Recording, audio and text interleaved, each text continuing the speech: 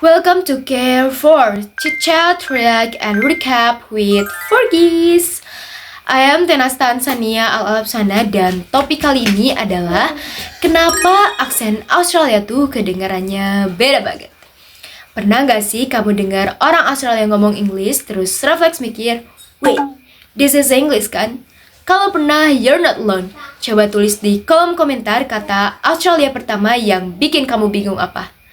Noise? Nor? Atau Matt? Aku pengen tahu kuping kamu tim mana.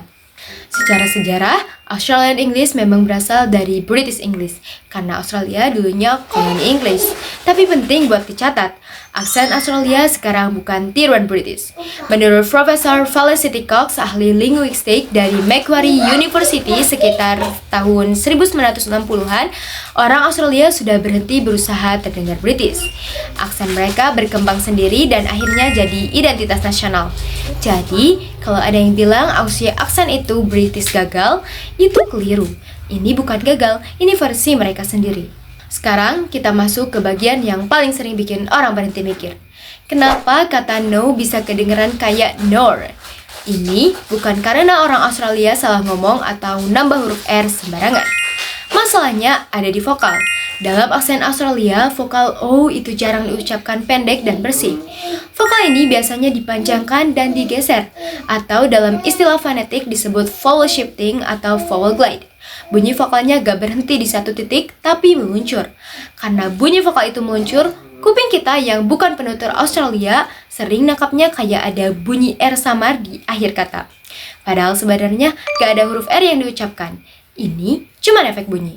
Makanya, bukan cuma no yang jadi nor, tapi juga go bisa kedengaran gur, so jadi sor, no kayak nor, bahkan hello kadang terdengar hello.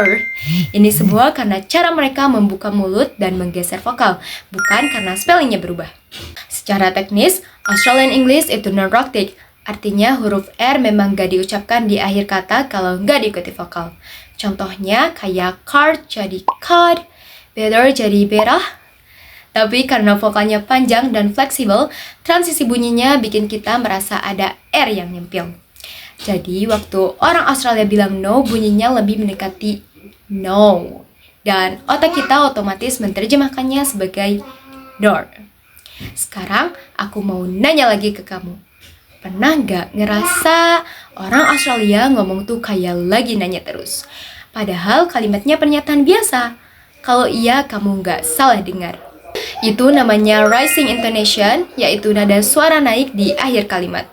Menurut kajian linguistik Australia, ini bukan tanda ragu, tapi justru cara bicara yang santai, ramah, dan egaliter. It's not about asking a questions, it's about keeping the conversations open.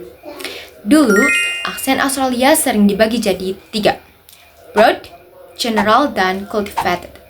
Broad itu yang paling kental, general yang paling umum dipakai, dan cultivated yang paling mirip British.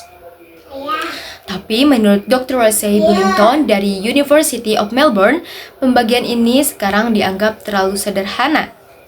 Australia modern punya banyak variasi aksen, termasuk pengaruh multikultural dan komunitas pribumi. Fun fact terakhir yang sering bikin orang kaget, aksen itu dibentuk, bukan diwariskan. Profesor Felicity Cox menjelaskan bahwa aksen sangat dipengaruhi oleh lingkungan dan teman, terutama di masa anak-anak dan remaja. Makanya, 2 orang dari keluarga yang sama bisa punya aksen berbeda. Bahkan, aksen bisa berubah seiring waktu, pekerjaan, atau tempat tinggal. We subconsciously adjust how we speak depending on who we talk to. Jadi, next time kamu dengar orang Australia bilang nor, jangan diketawain dulu. That's not wrong English.